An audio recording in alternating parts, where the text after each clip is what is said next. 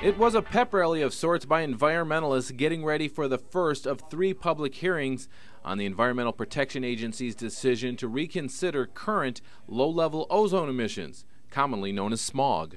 We are going to ask them to set the standards at the strictest possible level for a simple reason: is ozone makes you sick and ozone can kill you. And we need to reduce ozone levels so we can all breathe easier. In the all-day hearing, dozens of witnesses got their statements put down on the public record regarding Lisa Jackson's announcement that the EPA would look at lowering the amount of smog from the current 75 parts per billion to somewhere between 60 and 70 parts per billion. We strongly support EPA's proposal to reconsider the ozone standards. The Clean Air Act requires these standards to be strong enough to protect our lungs and our environment. Unfortunately, the prior administration's ozone standards failed that test.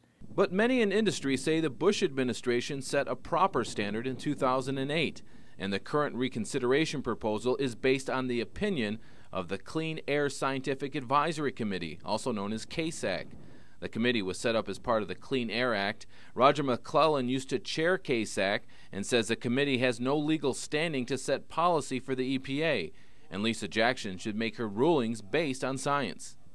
If Administrator Jackson feels compelled to consider the reconsideration rulemaking, I urge her to exercise the discretionary authority delegated to her and her alone under the Clean Air Act in deciding on the level and form of the standard.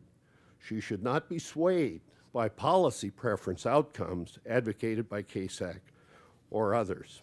Others opposing the new standards point out the current restrictions have worked, lowering smog emissions by more than 54% since 1980, and that new regulations would cripple industry, who have spent billions already trying to clean up their act.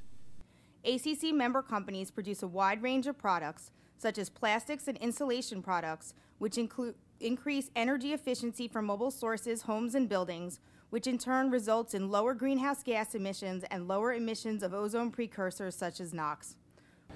Now, there will be another one of these hearings on Thursday in Sacramento. Public comments continue till March 22nd, and Administrator Jackson will make her final ruling at the end of August.